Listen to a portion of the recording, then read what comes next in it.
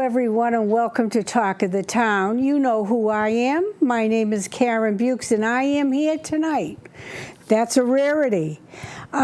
We just had an election, and I want to congratulate Selectman Ken Tavares and the new Selectman, an old Selectman, but a new Selectman, David Malaguti, for winning their seats. And I also want to thank somebody else, and that's Betty Cavaco.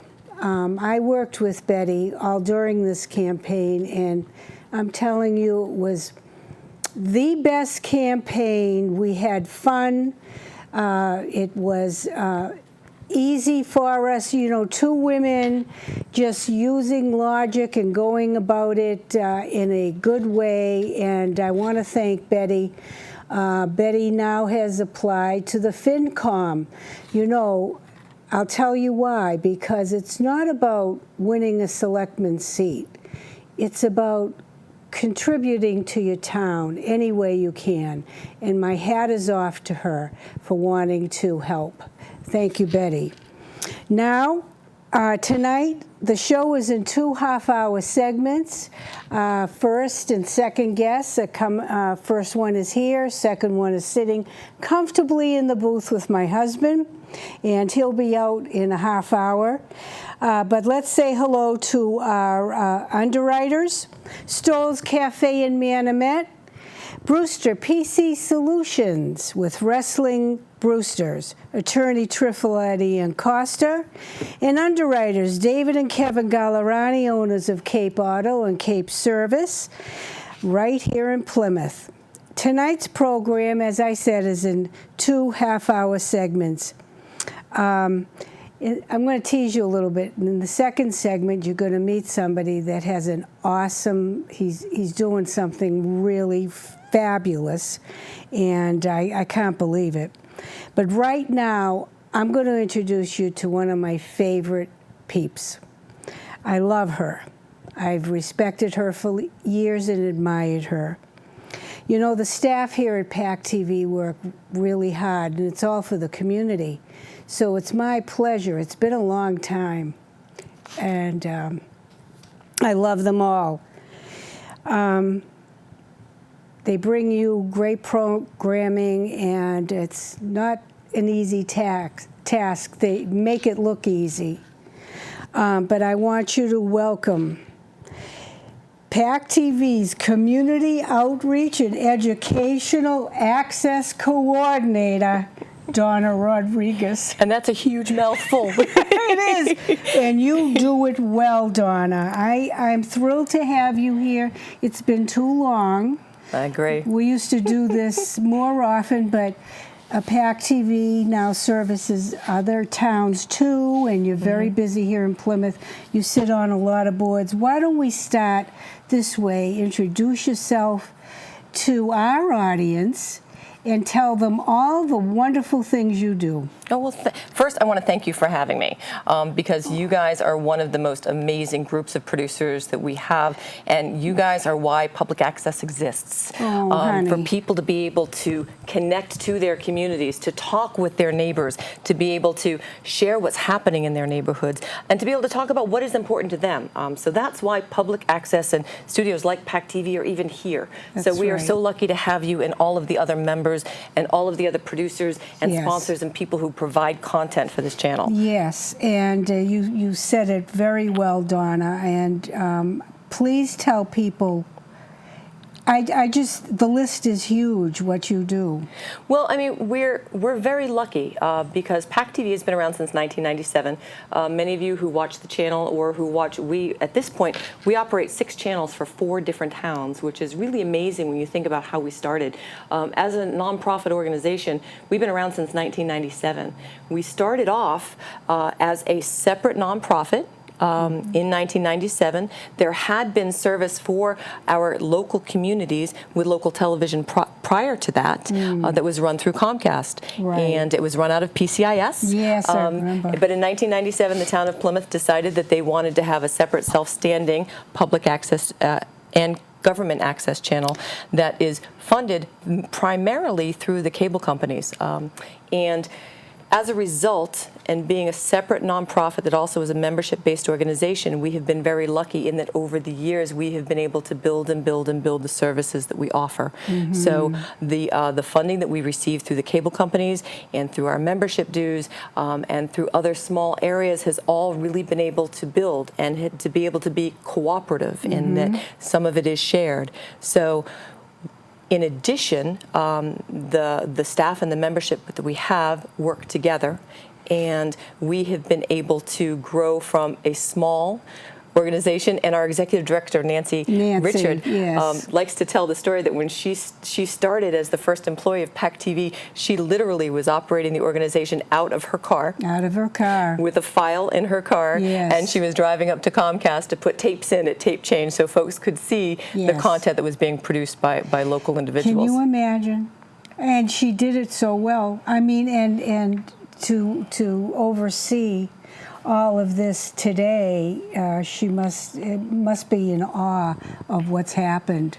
Well, we've grown from that to today. We operate, as I mentioned before, we work for 4 towns. Yeah. We operate 6 channels for those 4 towns. Right. And we provide a number of different services. But the foundation of who we are and who public access centers across our state are we are a free speech vehicle. We are the place for local residents to be able to receive training, to be able to produce their own programming, just like Talk of the Town, right. to be able to share their views, their ideas, their interests, their passions with their community. So that's why we are here. When cable companies in the 1970s, there was less opportunity for local programming. So through the Telecommunications Act, cable companies needed to give part of their subscriber fees back to the communities where they were running their lines, for rights of way for local programming. That's what protects your opportunity to have your own free speech channel. And it's so important for all of us to protect that and to ensure that that never changes. Well, it's First Amendment. I mean, freedom of speech is paramount to who we are and what the world should be.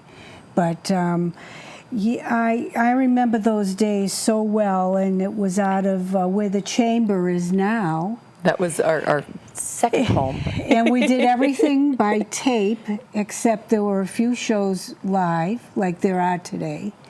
And it was, I remember when I first started, I was scared, if the slightest thing went wrong, and you'd come in and you'd say, it's all right, nothing is going to blow up.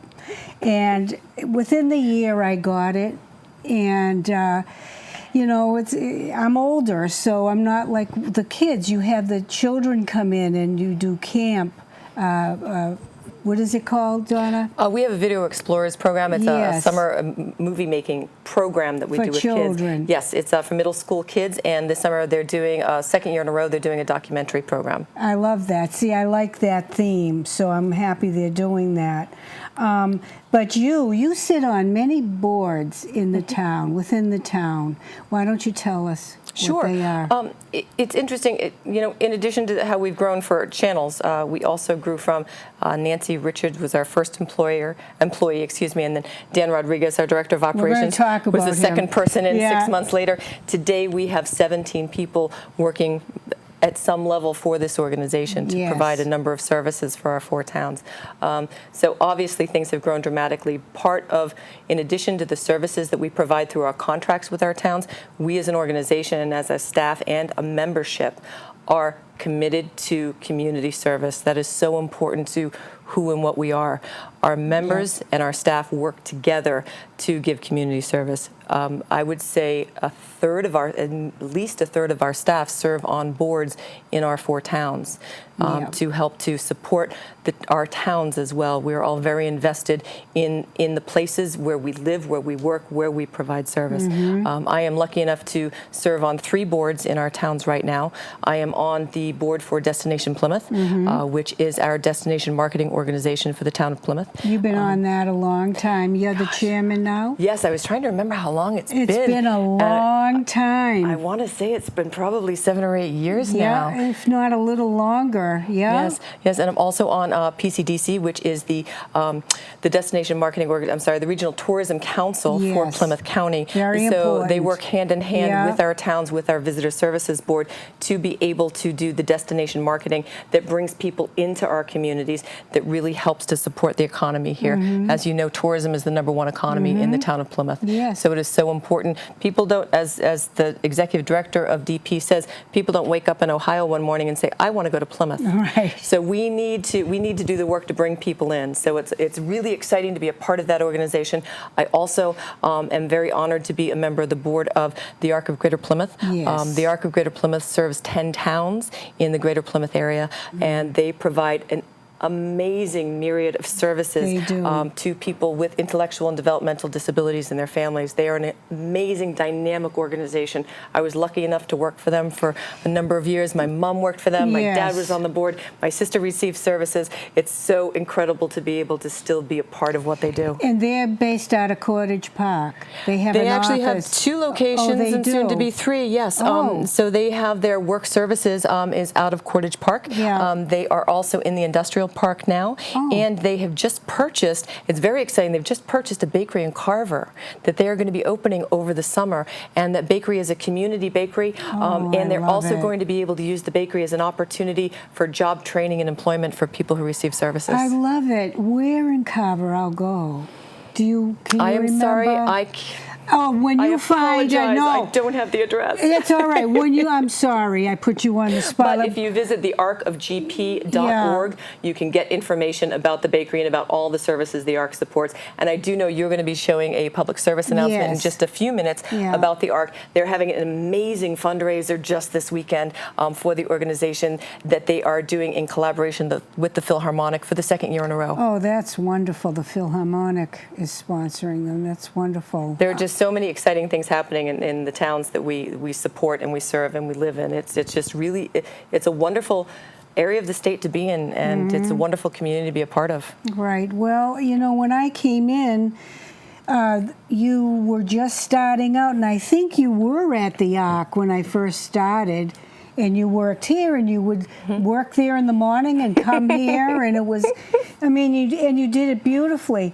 And just a little bit, I want to talk about Dan Rodriguez, your husband.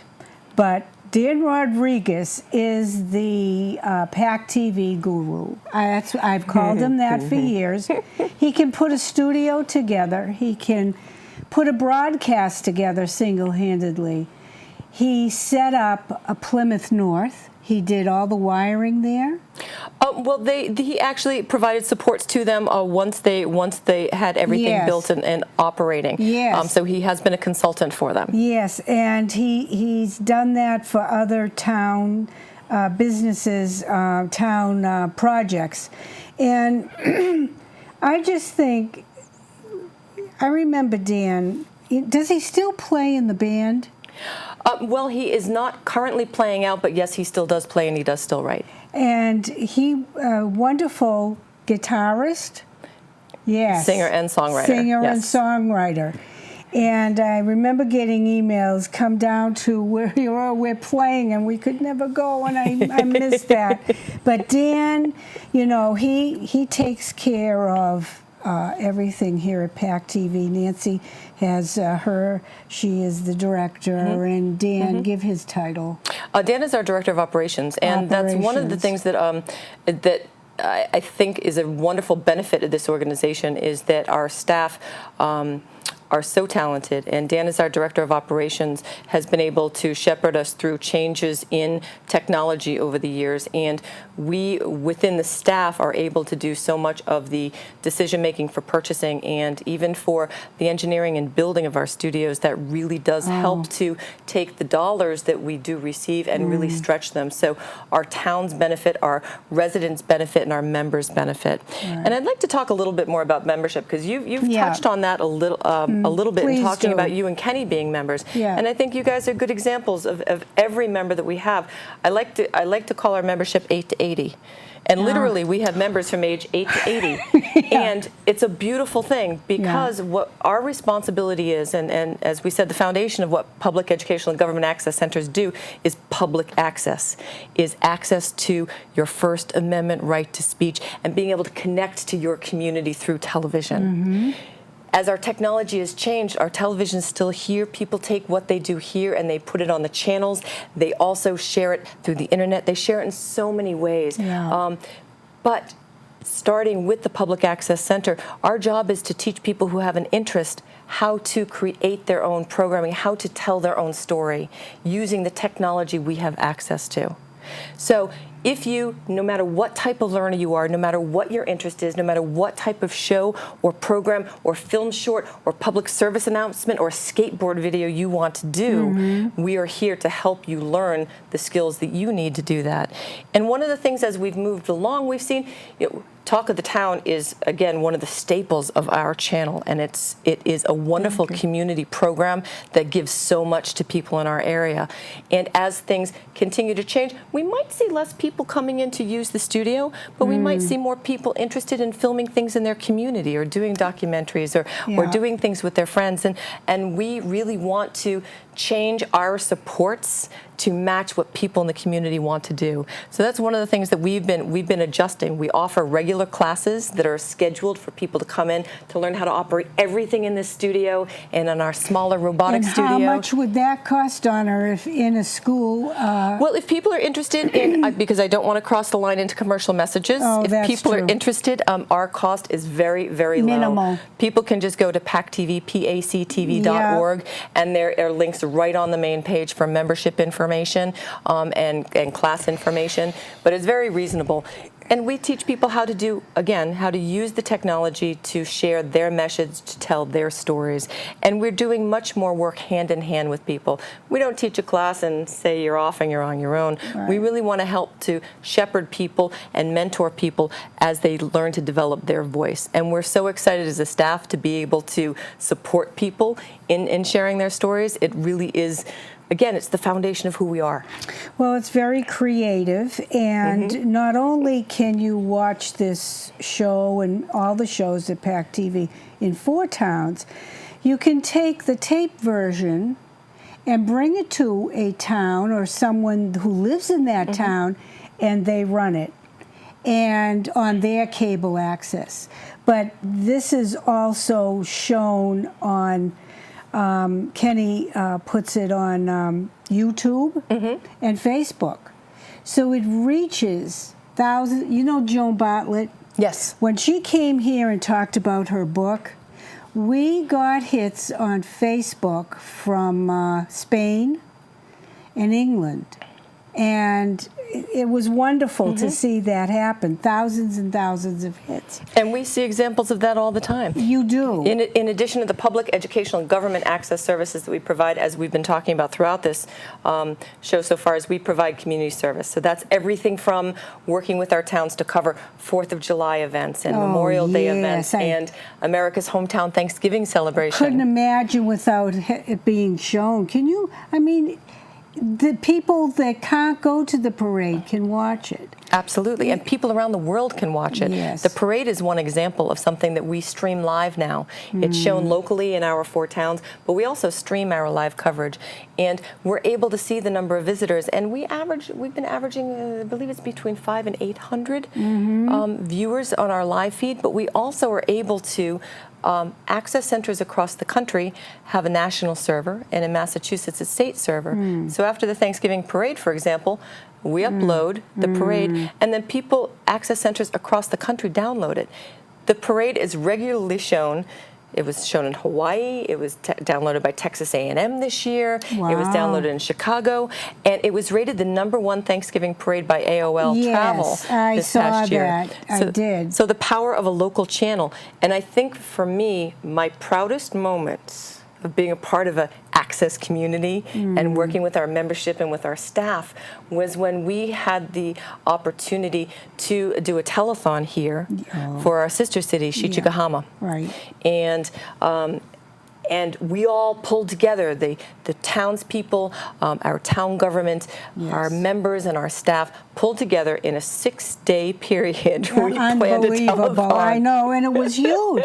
We raised a lot of money. In 3 hours, we raised $62,000. Yeah. In addition to showing the telethon on our channels, we also streamed it live. We had donations from Japan. Yeah. We had donations from France. We had donations from across the country. Mm-hmm. And then those donations continued, and by the end of by the end of that summer, the Rotary Club of Plymouth was able to send a check for $100,000. Yes. To the city of Shichigahama, to the Yes. Rotary Club there. What an It really shows the accomplishment. power. Absolutely. But the whole community came together. But they do. When it comes to this station and Plymouth people are very giving people and volunteer, and they're a great town. And so it didn't surprise me that was the response for Shichigahama. And people in our other towns, at the time we were, I think, in Plymouth and Kingston. I'm not sure if we were in Duxbury yet, but today, and I haven't mentioned our 4 towns altogether, I do apologize. We provide services for Duxbury, Kingston, Pembroke, and Plymouth. Yeah. So we're in all 4 towns. So this channel, our public channel, is seen in all 4 towns. Right. So the folks in the other 3 towns see Talk of the Town. They Right. hear what's going on in Plymouth. So we're really able to share that, and the 4 towns are able to kind of co-op on that public channel. I know we're running out of time for this segment, so there were a couple of things I wanted to make sure we had a chance to hit on too, Please, Donna. just in case anybody's watching who could benefit from some of the additional community service Yes. projects that we have a weekly news program that I know you love and I Yep. love, and we watch all the time. And it's very informative. Yes, it is. It's PCN, PAC-TV Yeah. Community News, and they also have an extended segment called PCN In Depth, which is a half-hour program that focuses specifically on one of our towns at a time.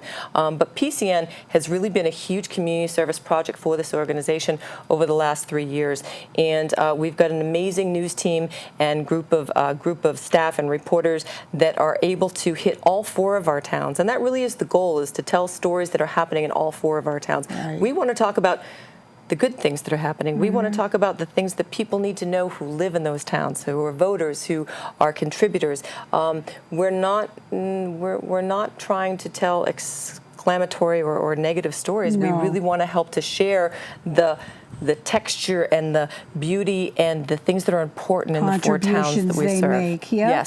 Yes, and that's something that we're all very proud of, and we continue to look forward to seeing it grow as the years go on, shepherded by Kim Mio, who is our news director. Yes. And also, we have public service announcement days. We have a PSA day coming up in June. You're going to see one for the ARC that we talked about a few minutes ago. Okay. So we offer an opportunity for nonprofits to come in, and the staff and some of our volunteer members work together to shoot and produce 30-second public service announcements for them, free of charge, so they can promote their organizations and the work that they do. And political announcements, We too. do, and that's through our government access. Yeah, government access, which is so important. And it's grown so much, hasn't it? Oh, I would be lost without the government channel, and I thank you from the bottom of my heart for having it. It's so important. It really is, and we operate in each of our towns. We operate a separate government channel, Yeah. and we operate them for the town. So the Right. town chooses the content, in addition to covering meetings that each town chooses. Dave Antoine and Erica Christensen, who are our Yeah. government access staff, and the number of folks who work with them as videographers, they cover anywhere from 10 to 12 meetings a week I don't between know our 4 how towns. David does it. God bless him. Really, unbelievable what he does. He is a detail-oriented guy. And he's perfect for it. Absolutely. Yeah. Yep. And of course, my dust bunny, who I adore. Also known as Dustin Fleming. That's Dustin Fleming. And I love it. And Ben. And, you get to know them. And Erica and, all the And Caroline. and Caroline. And Tom and crew. And Yeah, all of them. They're wonderful. And, you could send your child here to a summer camp program, and they will learn all the television studio equipment And if they're so interested, they could have their own program. Can you imagine? It's very creative. I have a young man, I'm teaching an editing class right now, and there's a young man in the class who is in 4th grade. I have to see this. What time do you teach that? Well, the class is Tuesday nights. Tuesday nights, yes. all right. He's in 4th grade. He's 8 years old. He is a wonderful young man. He does movies with his friends, and he is learning. He is another picking up Spielberg skills. There. Yeah. And that's an exciting part of what Donna, we do here. I'm going to tell you, in this day and age, what is happening all over, the drug epidemic, this is one of the vehicles, PAC-TV, that children can come to in a safe environment and learn something that you would pay thousands upon thousands of dollars for at any university or college. And you provide a tremendous service to the community for adult and child alike. And I'm grateful for it. I brought my husband in. I'm grateful for it. Well, yes, absolutely. I think we all are. Yeah, we're grateful to have the opportunities that we have through access programs. A lot of good things happen through PAC-TV.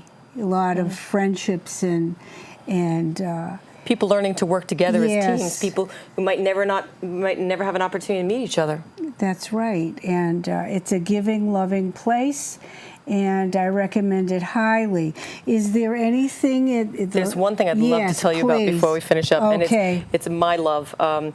Coming from a health and human services background, I've always been fascinated by communities and people and just some of the amazing organizations and nonprofits we have. And we've started a new show in the fall. It's called Building Community. And the show is really focused on, it's a half-hour talk show, and the focus is talking about what are the building blocks to a healthy, vibrant community. So we started the show, our first episodes were really talking about the 7 dimensions of health and wellness at a community level. Okay. And then we're also moving into talking about things that impact our towns, the positive as well as some of the challenges, and what are the services and supports out there for people. So it's talking about issues, and it's talking about the services that are available for all of our citizens. So we, of course, are going to be talking about the challenges with the drug epidemic that we're facing. We're taping another episode this Friday. We're talking about HIV and AIDS. We're talking to folks from at our last episode, we had the executive director of the AIDS Action Committee down, as well as Marsha Richards from Beth Israel Deaconess Plymouth. This week we're going to be recording a show that's going to be having staff from the Access program talking about anonymous testing, and also this amazing, amazing local man who has been living and thriving with HIV for 30 years.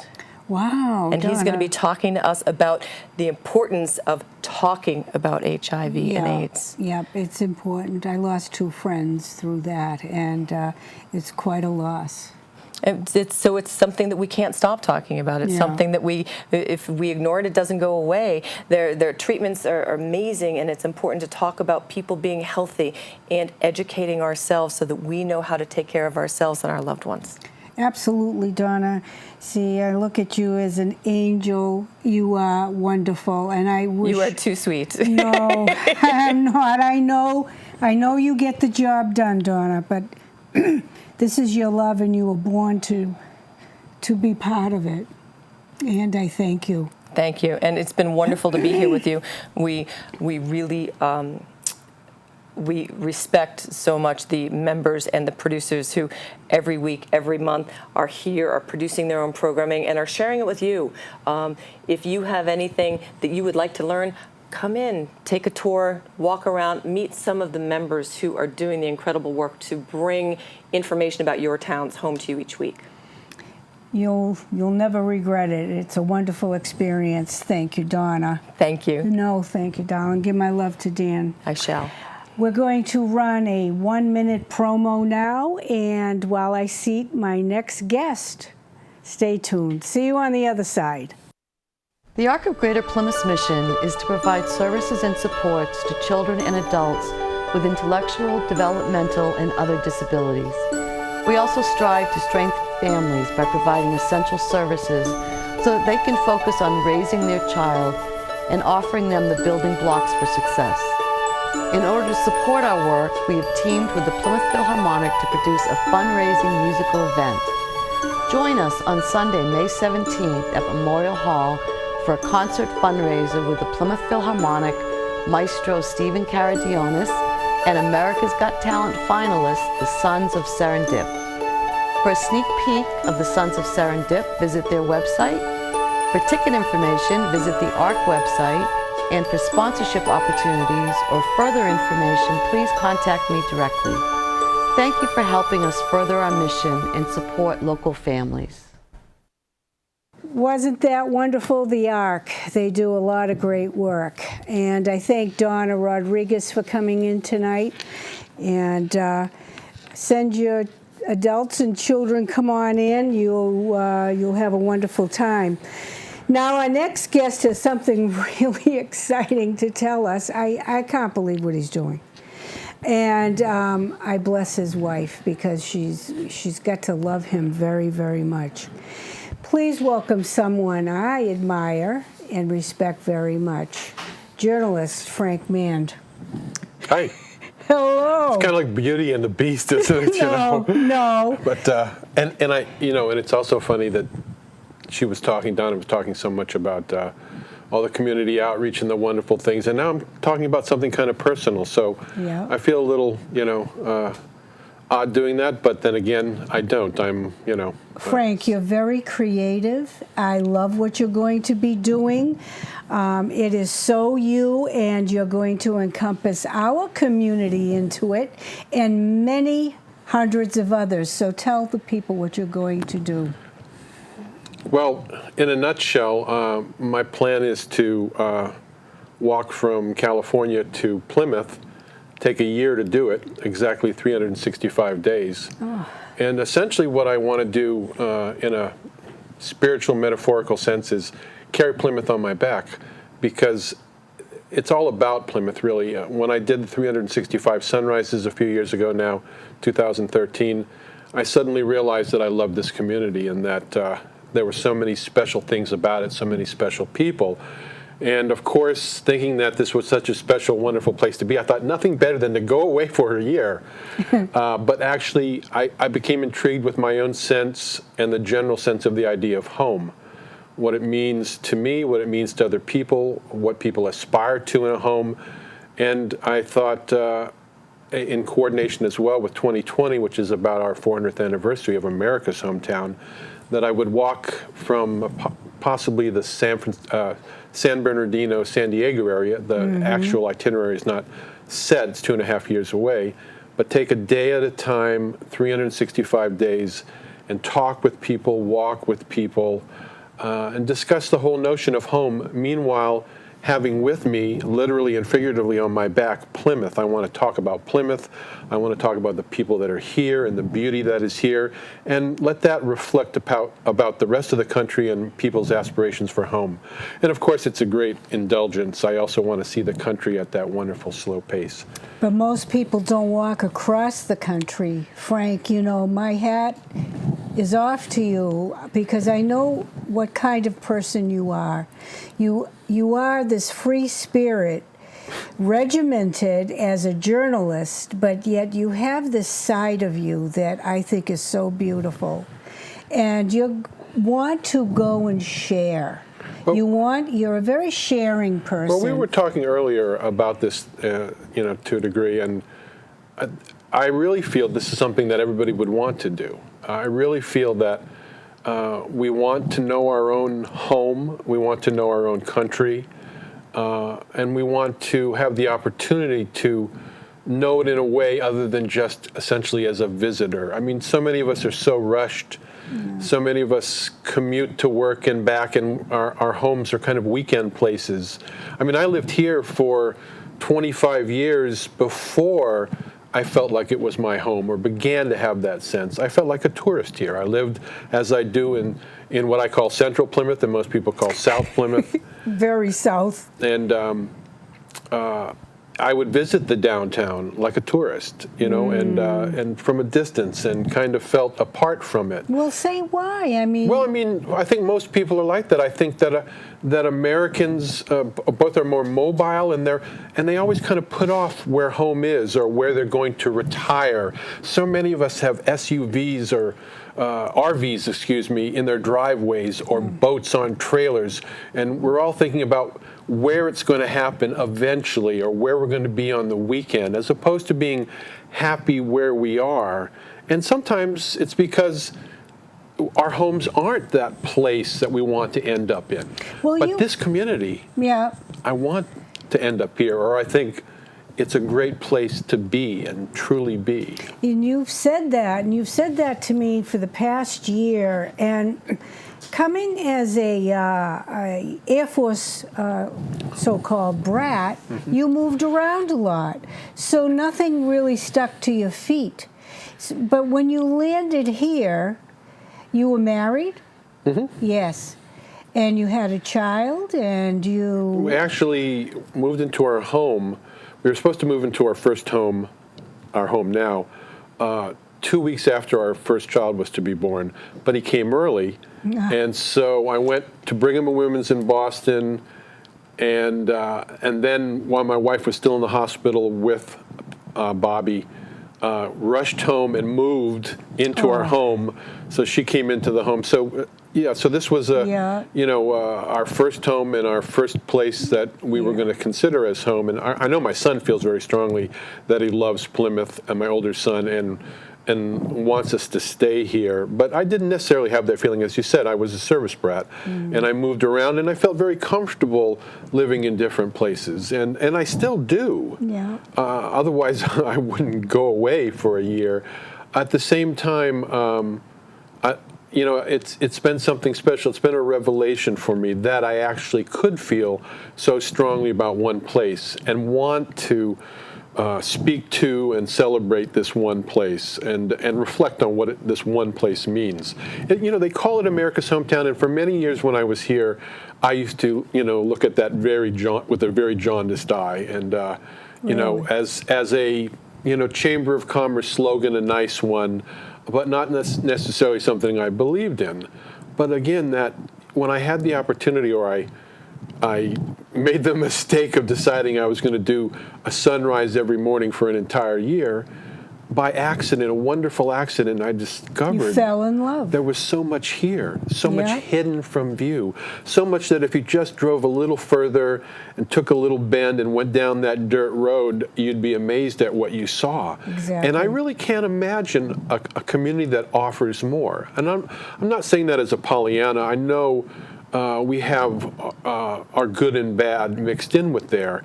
But when you think of it positively, and when you look for the grace and the beauty and the people that you would love to have as part of your home, you can find it here. And I discovered that, and I was surprised. I truly was surprised. And now that I'm sure of that, I want to, go across the country. Expand on it. But, I think it would be a wonderful adventure, but I also think it'd be a wonderful reflection. And very specifically, one of the things I want to do, there's many things I have to do. I have to raise funds. I have to get sponsors. I have to get organized before I leave so that my wife is confident that, things will not fall apart. But one of the things that I want to do before all those things is find 365 people in the community, and I want them to give me, and it's one of the reasons I'm appearing here, beginning this quest, which is 2.5 years away in terms of the actual hike or walk. But I want 365 people with me, in the sense I want them to tell me or show me or give me a picture of some place in the community or their home themselves, their actual home, that they truly love and feel attached to. And I want to take that with me, and every day of that walk, I want to talk about that. I want to talk about this person and this place, and then reflect with other people that I meet on the way about that. So I'm going to kind of carry Plymouth literally and figuratively on my back the whole way. And so that's an assurance to me. Some people have said, really, you're going to go away for a whole year? You love the community? But I'm going to take it with me and talk about it and feel close to it the whole time, I hope. That's my plan. Well, I get it, Frank, and it's beautiful. What happened to you is that you fell in love. and you fell in love with this town.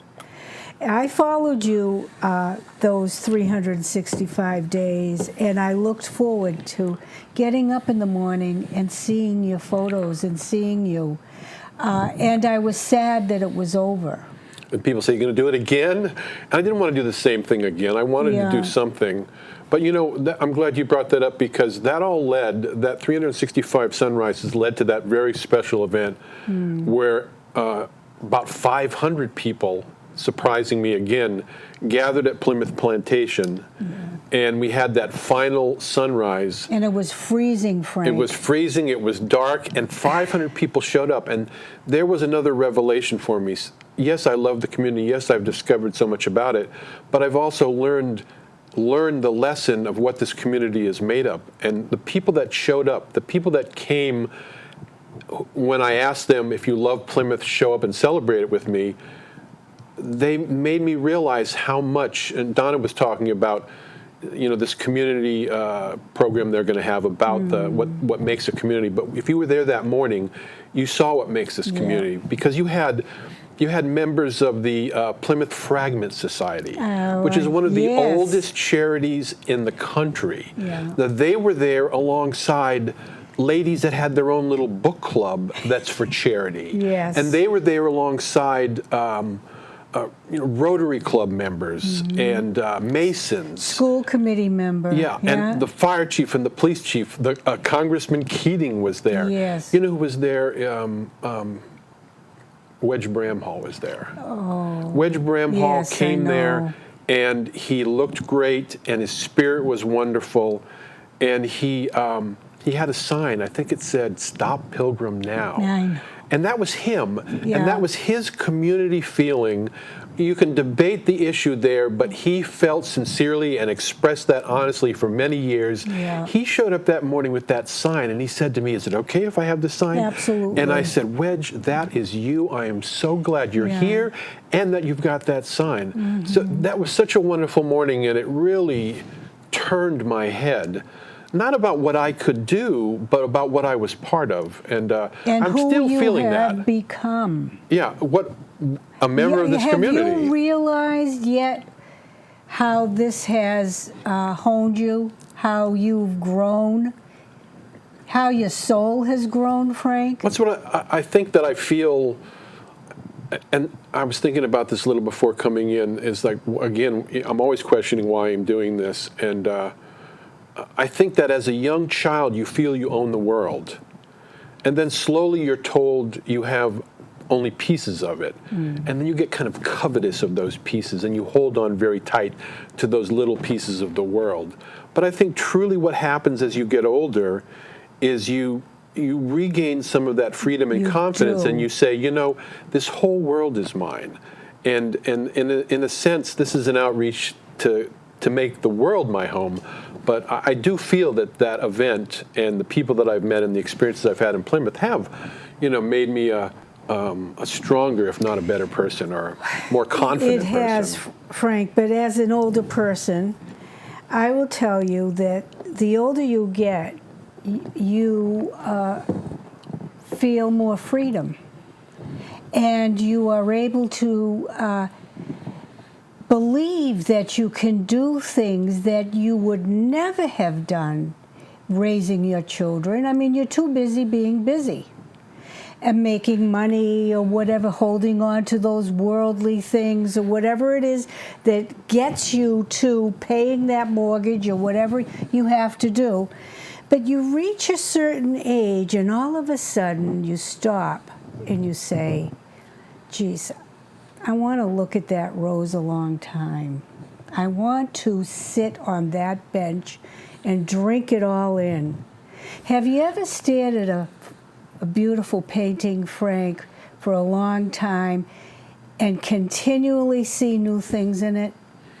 That's what happens. Yeah, and I think the age, the position in life of just being at this point where in some ways you say, why worry? But just having that place in life, this age in life, gives you that opportunity, and you do start to become maybe more childlike, but maybe as also open to more things, or Yes. reopen to those things. Reopen. And yeah, it's a great time. I mean, this isn't a program on senior empowerment, No. but I'm there, baby. I mean, I just 2 weeks ago was my 60th birthday. Oh, and Frank. 60 when I was 20 or 30 seemed god awful, ancient, Centuries away. decrepitude. Yeah. But of course now with we're healthier and we have more access to different things. Now it's an empowering age. Yes. I feel I'm a young middle-aged man, Yes. and got the world in front of me. And although I want to be careful and say that I'm not doing this. I'm not throwing off everything. This is not a midlife crisis. No. This is not me saying I need to have some stuff for me now, because I've always been this way. No, because you're But- encompassing your hometown, and you're bringing all the other towns with you along the way. And Frank, I want to say this to you. I don't know. You're coming in from the west on your walk, okay? I've got to come from that point. I've got to start out there. So let's say those that can do it perhaps could walk with you Well, that's part from of the plan. border, and those of us that would like to meet you, say in Middleborough, Yes. and walk in. Well, it's going to average 12 and a half miles a day. So if we were in Middleborough, I don't think we'd make it all the way here. No, we wouldn't. So Carver or... But I do, and I've invited people, and I've specifically talked to people that I know are adventurous or hikers or, are from different parts of the country. I've said, as I'm passing through that area, would you like to walk with me a day? One of the things that I've called this is a rolling Chautauqua. At the turn of the century, there was a notion of Chautauquas, which were kind of like the EdTV of their time. They were these discussions of the issues of the age, and they took place in giant tents, kind of Yes. carnival setting, and they moved community to community, and people turned out in droves to hear this intellectual discussion. And in some ways, I want this to be a rolling Chautauqua on the subject of home and our aspirations for it, and sometimes our disappointments in what it's not or how it hasn't come about. So I want to walk with people. I want to walk with people from Plymouth that will talk about what they love about their home, but I also want to walk maybe with poets who have written poetry about home, or musicians, and let them sing as we walked. And friends and family. I definitely want to walk with family as I go, but also people in the community. One of the things I don't want to forget to mention as well is that I'm a board member of the Task Force for the Homeless. I'm not doing this completely as an ego trip. I do have a wonderful charitable element to it, and that is, as a member of the Task Force for the Homeless, they have agreed that the funds that I raise to help me do this will go equally, at least 50%, and eventually all of it will go to the Task Force for the Homeless, which have decided to change their name. If you know Connie Mellahora, she's been running it for many years, and with a good board, which I'm now on. But their focus is now going to be on ending homelessness in Plymouth by 2020. So I'm going to be raising money as I walk for them as well. I'm hoping to, maybe do one of those, penny a mile. It's going to be about 4,200 miles.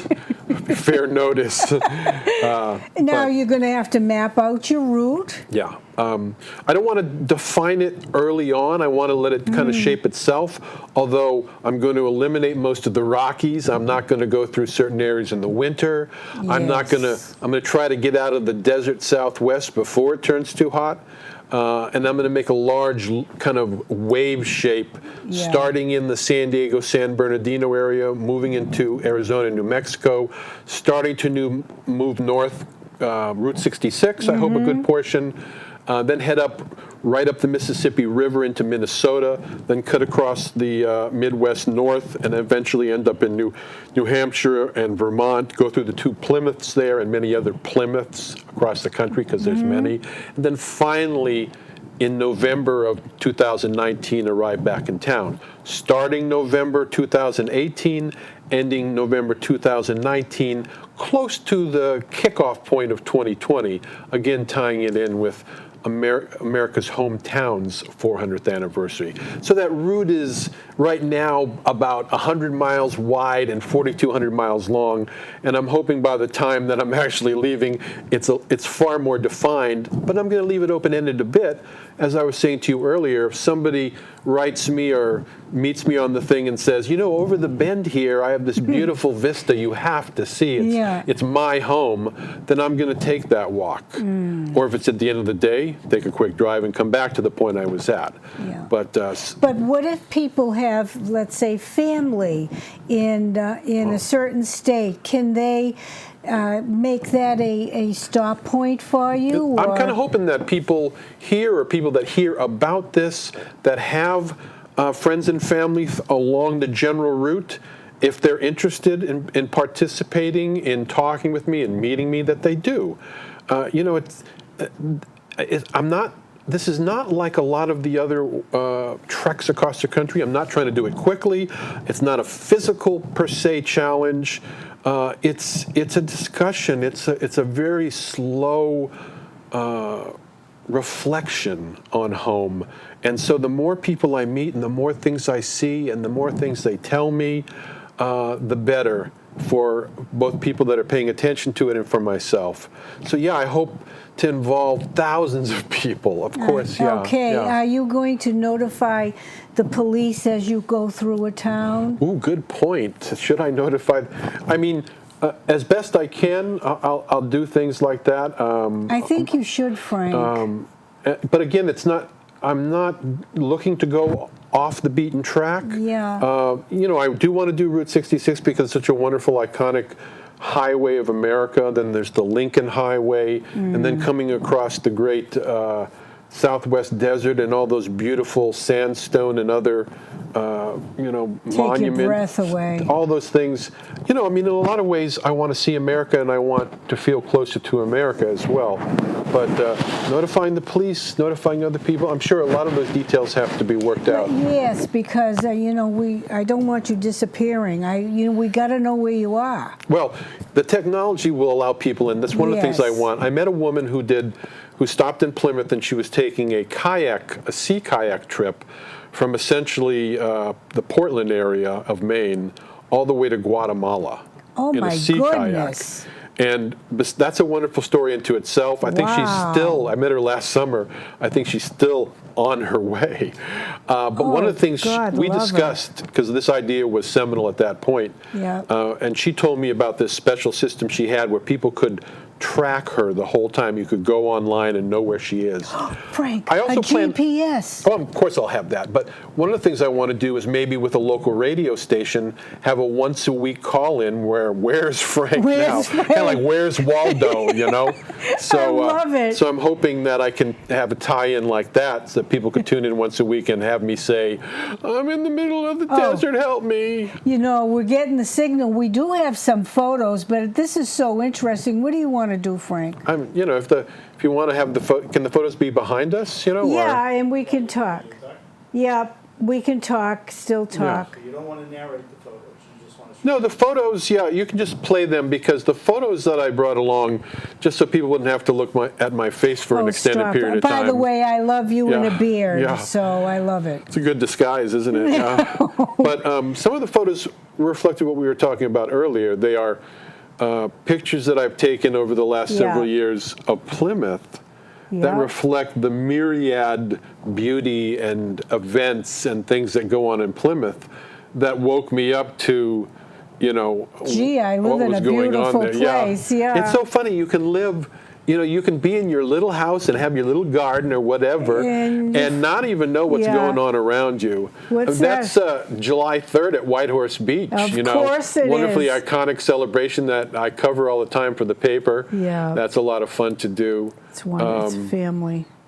That was one I'm using on my Twitter walking home account. As the picture behind that. That's me on the beach with the mist rolling in, trying to look a mystic there. It's a great picture, and it was a sunrise picture that I took. I set up my camera in the self-timer and let it go off. Okay, next one, I love that, yeah. Oh, there it is. There's the 365th sunrise at Plymouth Plantation.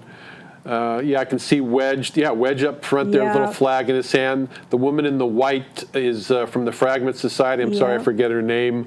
A lot of wonderful people. Look at them all. And there were over 500 people there that morning. And then they had a little tailgating in the parking lot Yeah. there. It was an extraordinary event. Very And, cold. And there's your iconic Plymouth event right there. That's the Mad as Hell Mother's Day March of the Cape Down Winders Oh, as they go to the nuclear God plant. love them. American democracy in Yeah, action, yeah, you know. You yeah. have the right to protest. There's Wedge. Yeah, no, that's one of the Wellingtons. Oh, you know, one of the oyster farmers. That's not Wedge? No. Okay. And, you know, been out doing some covering the oyster people. That's just a day in the life of Plymouth. It might even be Memorial Day. I can't see it that clearly. Yeah. Just a day in the life. Oh, you know, it was the day they had the Forefathers Monument Oh, celebration sure. with the 400th. Oh, yes, all the kids. And But, you know, events all through the day. Yeah. So, next one. yeah, so again, these... What's that? Yeah, that's a picture you should put aside because that is the ivy-covered county headquarters on Russell Street that no longer No exists. longer It is exists. gone. I had to take one of those pictures. Yes. That ivy looked beautiful in the summer and the winter when it was all frosty. Yes. And that nobody will ever see that again. You got to save that one. Yeah. What's that, That's- Frank? I think that's Whitehorse Beach too, Yeah. or July 3rd. Okay. Little pickup baseball game. Okay. Oh. Yeah, little beach, little beach flower. Yeah. Frank. Oh. Just more pictures of the town. Keep yeah. going, honey. Yeah. Ah, that could have been. Is that one of the parades in town? That is Doug O'Rourke, you know, with the Masons, and I think that's yeah. I think he's with another Mason in the old-fashioned garb made up there. Okay, He yeah. was at the 365th. Doug's a great guy, involved in many things. That's either Veterans or Memorial Day collage. You know, I get such a wonderful job that I have where I get to go around now and just essentially absorb what's going on in the community, or Yeah. absorb as much as I can because there's more than any one person or even a newspaper can chronicle. What the heck?